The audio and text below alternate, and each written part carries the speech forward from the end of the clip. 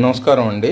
నిన్న మనము ఉసిరికాయలు మార్కెట్ నుంచి తెచ్చామండి. వాటిని లైట్గా మంచి గుడ్డతో తుడిచేసి దాని తర్వాత వాటిని కాసేపు ఆరబెట్టుము. బై ఎనీ ఛాన్స్ బయట మార్కెట్ లేకపోతే కనుక మార్కెట్లో ఉండే తేమ కానివ్వండి, లేకపోతే ఇంట్లో ఉండే తేమ కానీ వాటికి ఎఫెక్ట్ అవ్వకుండా. ఇవి మంచి ముదురుకాయలండి, అందుకనే మీకు అక్కడ కొన్ని చిట్టు మార్క్స్ అవన్నీ కనిపిస్తున్నాయి. ఇప్పుడు వీటిని సన్నటి సెగ మీద మనము ఒక క్వాలిటీ నూనెలో ఏంటంటే సన్నటి సెగలో వేయించి మనం పని చేస్తామండి.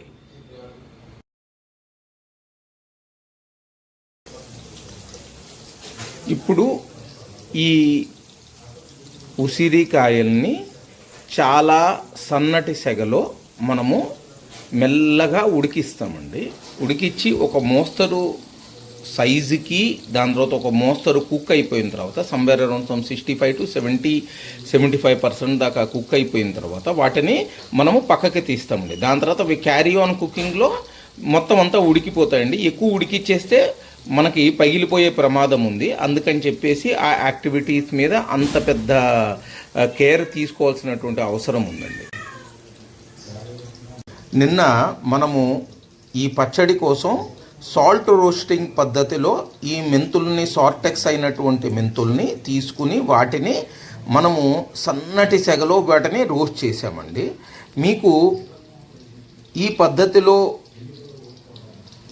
మనం ఇట్లా గనక చేసుకుని వాటిని చల్లారిస్తే కనుక అవి మొత్తం తేమంతా వెళ్ళిపోయేసి పచ్చడి ఇంకొంచెం ఎక్కువ కాలం నిల్వ ఉండే ఛాన్స్ ఉంటుందండి. మనము సన్న ఆవాలు వాడితే ఘాటు ఉంటాయండి. ఓకే, అవి మంచివి కూడా కాబట్టేసి మంచిగా సార్టెక్స్ అయినటువంటి సన్న ఆవాల్ని నేను సూపర్ మార్కెట్ నుంచి తెప్పించానండి. ఓకే, ఇతను మాకు రెగ్యులర్ సప్లయరు. ఓకే, నా పచ్చళ్ళ కోసం సప్లై అంతా అతనే చేస్తాడండి.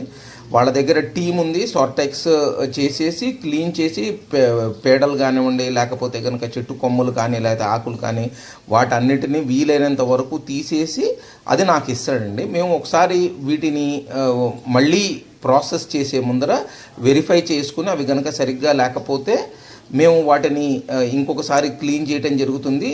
బాగుంటే కనుక మేము ప్రొసీడ్ అయిపోయి ముందరికెళ్ళి వీటిని మనం పౌడర్ పట్టుకుంటామండి. మేము ఫ్రీడమ్ గ్రౌండ్నట్ ఆయిల్, లేకపోతే ధారా గ్రౌండ్నట్ ఆయిల్, లేకపోతే విజయ గ్రౌండ్నట్ ఆయిల్ వాడతామండి. ఎందుకంటే వీటి మీద మాకు నమ్మకం ఉంది. మీకు పప్పు నూనె ఏమన్నా కావాలంటే నువ్వు పప్పు నూనె, సుబ్బయ్య గారి నువ్వు పప్పు నూనె కానీ, లేకపోతే కనుక ఇదయం కానీ జింజలి ఆయిల్, ఓకే, లేకపోతే ఏమన్నా కావాలన్నా కూడా వాటితో చేయొచ్చు, కానీ రేట్లో తేడా ఉంటుందండి. టిప్స్ ఫర్ ఫ్రైయింగ్ అండి. ఇప్పుడు మీరు గనక గమనిస్తే ఈ ఉసిరికాయలు ఒక మోస్తరు టెంపరేచర్లోకి వచ్చాయి. ఒక 1 minute లోపల మనం వీటిని నూనెలోంచి తీసేయచ్చండి. నూనె మనం ఫ్రెష్ నూనె వాడుకోవాలండి. మీరు పల్లి నూనె కానీ వాడుతున్నా, లేకపోతే తిల్ నూనె కానీ వాడుతున్నా, అంటే తిల్ అంటే నువ్వుల నూనె అండి. ఓకే, అలా జింజలి ఆయిల్ అని కూడా అంటాము. లేకపోతే కనుక మనం ఈవెన్ సర్సో నూనె కూడా మనం వాడచ్చండి. కానీ మన సైడ్ అది పాపులర్ కాదు కాబట్టి దాన్ని మనం టచ్ చేయట్లేదు. ఓకే, అన్ని నూనెలు మంచి నూనెలేనండి. ఒక గమనిక, పల్లి నూనె వాడేటప్పుడు మనము చూసుకోవాలండి. అది కొత్త పంటది అయితే కనుక అది పొంగే అవకాశం ఉంటుందండి. కాబట్టి మనం జాగ్రత్తగా ఆ నూనెని సన్నగా సెగలో పెట్టేసి, ఓకే, ఆ లోపల ఉన్నటువంటి మాయిశ్చర్ కంటెంట్ని ముందరే తీసేసి అది పొంగకుండా ఉంటుంది అనేటటువంటి నమ్మకం ఉన్న తర్వాత మాత్రమే వీటిలో వేసుకోవచ్చు. జనరల్లీ అది పొంగుతుంది అన్నప్పుడు ఒక చిన్న చింతపండు బద్ద వేస్తారండి పాతకాలం పద్ధతి ప్రకారము. అది మీకు ఇంట్రెస్ట్ ఉంటే మీరు ప్రొసీడ్ అవ్వండి, లేకపోతే కనుక మీకు నమ్మకం ఉన్నటువంటి నూనెలు మీరు వాడుకోండి.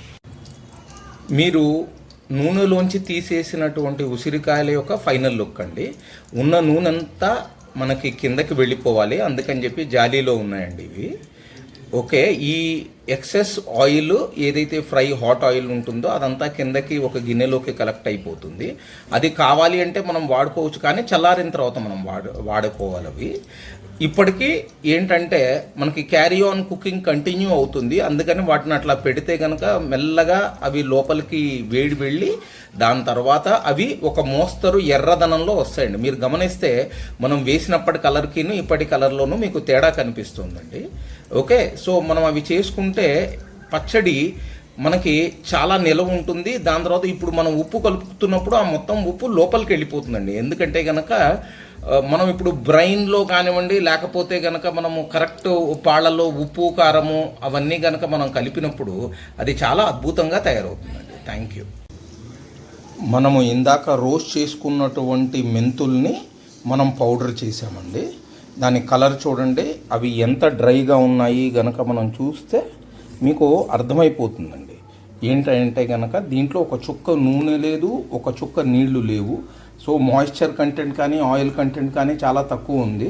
సో అండ్ మీకు వీడియోలో నేను చెప్పలేను కానివ్వండి, the smell is awesome. Okay, so మనకి ఇది ఒక పౌడరు. ఓకే, దాని తర్వాత మేము వాడే పసుపు మేము కుట్టించుకున్న పసుపు అండి. ఓకే, సో అది బయట మార్కెట్ నుంచి వచ్చింది కాదు. పొడుగు పసుపు కొమ్ముల్ని తీసుకొని వాటిని అన్నింటినీ చెక్ చేసి దెబ్బలు లేకుండా చూసుకుని మేము మా పల్వరైజర్ కానివ్వండి, లేకపోతే కనుక హ్యాండ్ పౌండ్ మిషన్ అవైలబిలిటీ ప్రకారంగా వాటిని కొంత దీంట్లో కుట్టించుకుంటూ ఉంటాము. అది వాడతామండి. కారం కూడా మేము వాడేది తొడిమలు తీసేసినటువంటి కారము. మనకి కరీంనగర్ మార్కెట్లో ఫ్రెష్ స్టాక్ అండి, కాబట్టి ఘాట్ ఎక్కువ ఉంటుంది. మేము వాడుతుంది ఓన్లీ ఆ గుంటూరు చిల్లి పొడుగు మిరపకాయ, మన పచ్చళ్ళ కోసం మాత్రమే దొరికేటటువంటి ఈ కాలం మిరపకాయ అండి. సో ఇప్పుడు 3 మ్యాంగోస్ వీటన్నిటంత కలర్ మీకు ఉండకపోవచ్చు కానివ్వండి, కానీ ఏంటంటే క్వాలిటీ అయితే ఉంటుందండి. ఫైనల్ బ్యాచ్ ఉసిరికాయల్ని నేను సన్నటి సెగలో చూడండి, మీరు నూనె ఎంత మనకి సన్నగా తెరులుతూ ఉందో అది నేను చేస్తున్నాను. ఇక ఫైనల్ స్టేజ్ ఇంకొక నిమిషం తర్వాత నేను తీసేయగలుగుతాను. ఇప్పుడు చూడండి, నా దగ్గర ఉన్నటువంటి ఉసిరికాయలు దాదాపుగా ఈ క్వాలిటీలో ఉన్నాయండి. ఇది నేను వేయి చేసి పక్కన పెట్టేద్దాం. ఇంకా క్యారీ ఆన్ కుకింగ్ అవుతుంది, కాసేపటికి ఇంకొంచెం రంగు మారుతాయండి. Thank you. ఆవాల్ని, సన్న ఆవాలు తీసుకున్నామండి. సన్న ఆవాల్ని చెక్ చేసేసి గడ్డలు పెడ్డలు లేకుండా మొత్తం అన్నిటిని తీసేసి దాని తర్వాత వాటిని కాసేపు ఆరబెట్టి ఎండలో పెట్టినటువంటి ఆవాల్ని మేము గ్రైండర్లో పల్స్ మోడ్లో వాటిని గ్రైండ్ చేసామండి. అది ఒక 3 పల్సెస్ తర్వాత ఒక 2 మినిట్స్ రెస్ట్ ఇచ్చేసి దాని తర్వాత కింద మన గ్రైండర్కి అంటుకోకుండా, అంటే నూనె వస్తుందండి మీరు కనుక హీట్ ఎలిమెంట్ కనుక పెడితే, ఇవన్నీ నూనె గింజలు కాబట్టి అవి రాకుండా చూసుకుని మెల్లగా తీసుకొచ్చామండి. ఓకేనా, ఇది ఒక మనం జాగ్రత్తగా చూసుకోవాల్సిన పాయింట్ అండి. లేకపోయి మనం హడావిడిగా వాటిని కనుక రుబ్బేస్తే ఏమైపోతుందంటే, ఏది మన మిక్సర్లో మన పౌడర్ కనుక మనం పట్టేటప్పుడు అవి ఆయిల్ రిలీజ్ చేస్తాయండి because of the temperature. Okay, ఆ ఆయిల్ మొత్తం అంతా మీకు ముద్దలాగా తయారవుతుంది and it will not look good also. అందుకని చెప్పి ఈ జాగ్రత్త తీసుకోవాల్సినటువంటి అవసరం ఉందండి. ఇది మేము తొడిమలు తీసేసి పట్టించినటువంటి కారం పొడి అండి. ఇది దంపుడు కానీ లేకపోతే పల్వరైజర్లో కానీ సబ్జెక్ట్ టు అవైలబిలిటీ మేము చేస్తూ ఉంటాము. కాబట్టి నేను దీనికి వెరీ స్పెసిఫిక్గా కూటీ కారం అని కానివ్వండి, లేకపోతే దంపుడు కారం అని నేను పేరు పెట్టట్లేదు. కానీ దీని కలర్ చూడండి, ఎందుకంటే దీంట్లో మీకు తొడిమలు లేవు కాబట్టేసి మీకు పచ్చడి ఇంకొంచెం రోజులు ఉంటుంది. దాని తర్వాత నాకు తెలిసినంత వరకు కొత్త పంట, దాని తర్వాత ఘాటు ఉన్నటువంటి కాయ కాబట్టేసి ఎక్కువగా కారం వేయాల్సినటువంటి అవసరం రాదు, మీకు ఆ రిజల్ట్ వచ్చేందుకు. Thank you. ఇది బ్రైట్ రెడ్గా లేదనేసి అనుకుంటున్నారా అండి? ఇది ఒరిజినల్ మిర్చి కలర్ అండి, గుంటూరు చిల్లీస్ది. దీంట్లో న్యాచురల్ చిల్లీ కలర్ ఉందండి. మేము వేరే ఏ కలర్స్ కానీ కెమికల్స్ కానీ కలపలేదు. దానివలన మన పచ్చడి ఇంకొంచెం రోజులు సరిగ్గా ఉంటుంది, రుచి బాగుంటుంది అని మా నమ్మకం. కలిపినటువంటి మసాలా అండి, దీని లోపల మనము మెల్లగా ఈ ఉసిరికాయల్ని ఒక్కొక్కటి వేసుకుని మొత్తం కాయకి పట్టేటట్టు మనము ఆ మసాలా అంతా దానికి పట్టేటట్టు ఇగో ఇట్లా వేసేసి పక్కన పేర్చుకుంటూ వెళ్ళిపోవాలండి ఒక గిన్నెకి ఒక పక్క నుంచి. సో దట్ దానిపైన కొంచెం మసాలా వేసేసుకున్నారు అంటే అవి ఏమైపోతుందంటే మెల్లగా ఈ పొడిలోంచి ఉన్నటువంటి కారము, ఉప్పు, పసుపు, ఓకే, దాని తర్వాత మెంతి పొడి ఇవన్నీ అబ్జార్బ్ చేస్తుంది. మీరు గమనిస్తే ఇది ఒక రకంగా చూడటానికి మనకి బాగుంటుంది. దాని తర్వాత వచ్చేటప్పటికి మొత్తం కోట్ చేసాం కాబట్టి దీని లోపల ఉన్నటువంటి ఏవైతే వేడి కానీ లేకపోతే తేమ కానీ ఏదైతే ఉంటుందో అదంతా ఇదైపోతుంది. గమనించాల్సినటువంటి పాయింట్, మనము వేడి బాగా తగ్గిపోవాలండి. ఓకే, అది ఏది ఇమీడియట్లీ నూనెలో తీసేసుకునేసి వీటిలో వేసుకోకూడదు. అన్నీ చల్లగా అవ్వాలి, ఒక మోస్తరు చల్లగా అవ్వాలి. నా ఉద్దేశం ప్రకారము పొద్దున ఒకసారి వెయిట్ చేసుకున్న తర్వాత ఈ మొత్తం చల్లారిపోయిన తర్వాత అప్పుడు కలుపుకుంటే అది బెటరు. కానీ I will leave it to your better judgement on that particular thing. Thank you.